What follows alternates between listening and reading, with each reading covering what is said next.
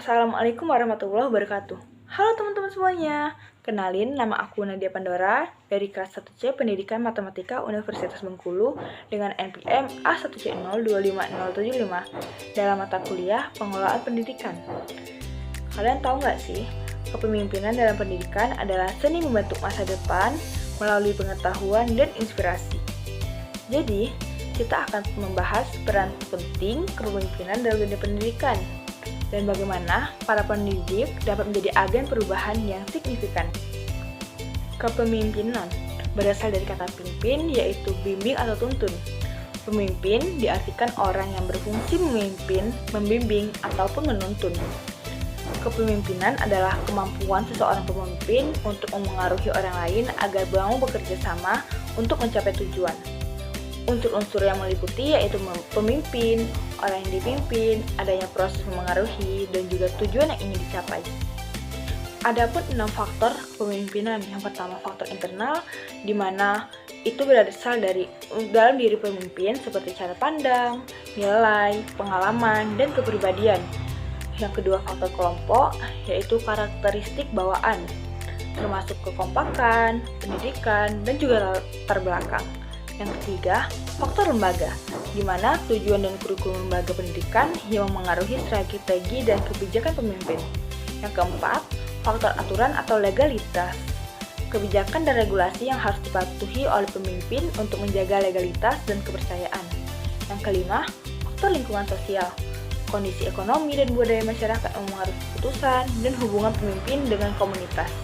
Yang keenam, faktor perubahan, kemajuan teknologi dan pembaruan kurikulum yang mengharuskan pemimpin untuk beradaptasi dan memanfaatkan inovasi.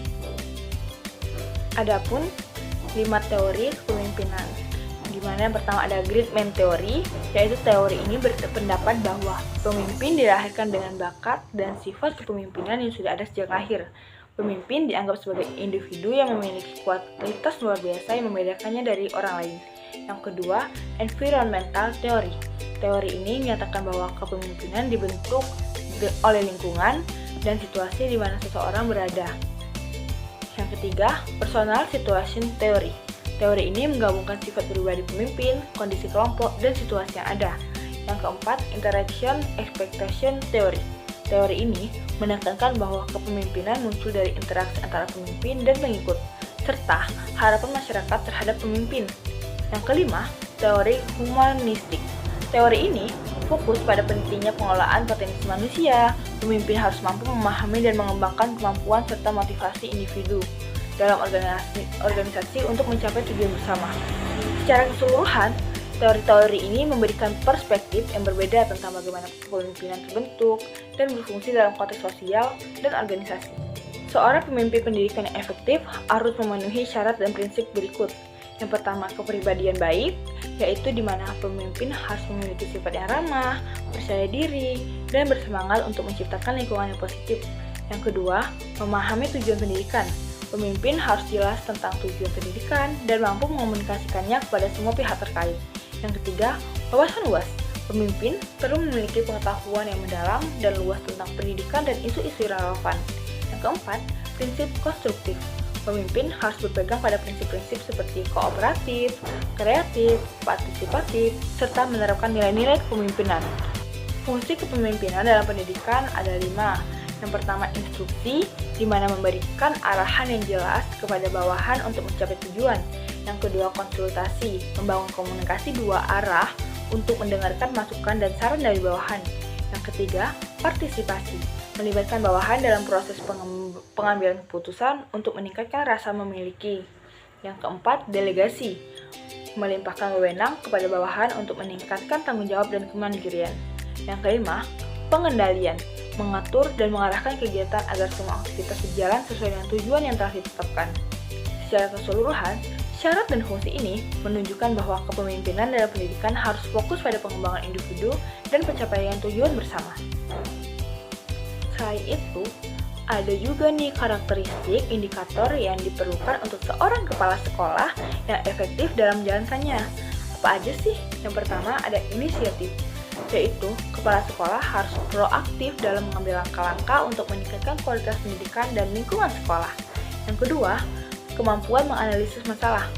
Kepala sekolah perlu memiliki keterampilan untuk mengidentifikasi dan memahami masalah yang muncul di sekolah, baik yang berkaitan dengan siswa, guru, maupun manajemen. Yang ketiga, ada mencari dukungan. Kepala sekolah harus mampu membangun jaringan dan mencari dukungan dari berbagai pihak seperti orang tua, komunitas, dan lembaga lain untuk mencapai tujuan pendidikan tersebut.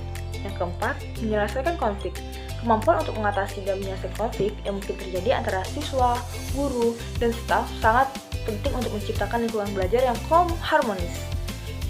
Yang kelima, membuat keputusan yang tepat. Kepala sekolah harus mampu mengambil keputusan yang bijaksana dan berdasarkan data untuk kepentingan terbaik sekolah dan siswa. Yang keenam, bersikap kritis. Kepala sekolah perlu memiliki sikap kritis. Kenapa? Karena untuk terus meningkatkan kualitas pendidikan tersebut. Adapun indikator kepala sekolah yang efektif mencakup memiliki visi yang kuat, harapan tinggi terhadap prestasi, mengamati pembelajaran, dan juga menggunakan waktu dengan efisien, memanfaatkan sumber belajar, memantau kemajuan siswa, melakukan evaluasi berkelanjutan. Nah, dari materi itu, pemimpinan yang efektif di sekolah sangat penting untuk menciptakan lingkungan belajar yang berkualitas dan mendukung perkembangan siswa. Kalian setuju nggak sih dengan orang yang sukses itu dimulai dengan kepemimpinan, di mana itu memiliki poin-poin penting mengenai kunci sukses kepemimpinan. Yang pertama adalah memiliki visi dan misi yang jelas, bertanggung jawab, menjadi teladan, anggota dayaknya staf, mendengarkan orang lain, memberikan layanan prima, fokus pada peserta didik, mengutamakan praktik manajemen yang baik. Secara keseluruhan, kunci sukses kepemimpinan ini menekankan pentingnya visi, tanggung jawab, dan kemampuan interpersonal dalam menciptakan lingkungan yang mendukung pertumbuhan dan keberhasilan organisasi. Nah, untuk materi terakhir yaitu gaya kepemimpinan. Gaya kepemimpinan itu berbeda-beda loh. Yang pertama ada otoriter, yaitu dalam gaya kepemimpinan ini, semua keputusan diambil oleh pemimpin tanpa melibatkan bawahan. Pemimpin memiliki kendali penuh dengan mengarahkan semua tindakan.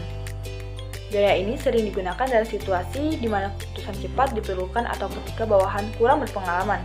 Namun, gaya ini dapat mengurangi motivasi dan kreativitas bawahan jika diterapkan secara berlebihan. Yang kedua, demokratis. Gaya ini melibatkan partisipasi bawahan dalam pengambilan keputusan. Pemimpin mengajak waktu untuk berdiskusi, memberikan masukan, dan berkontribusi dalam proses musyawarah. Gaya demokratis dapat meningkatkan rasa dan komitmen bawahan terhadap keputusan yang diambil, serta mendorong kolaborasi dan inovasi. Yang ketiga, laissez-faire. Dalam gaya kepemimpinan ini, pemimpin memberikan kebebasan penuh pada bawahannya untuk mengambil keputusan dan mengatur pekerjaan mereka sendiri. Pemimpin bertindak sebagai fasilitator dan memberikan dukungan jika diperlukan, tetapi tidak terlibat secara langsung dalam pengambilan keputusan. Gaya ini cocok untuk tim yang sangat terampil dan mandiri tetapi dalam menyebabkan kebingungan atau kekurangan. Yang keempat ada pseudo-demokratis. Gaya ini dapat menimbulkan ketidakpuasan dan juga tidak merasa dihargai. Nah, itu dia materi pemimpinan dalam pendidikan dari saya. Terima kasih. Wassalamualaikum warahmatullahi wabarakatuh. Sampai jumpa di next video.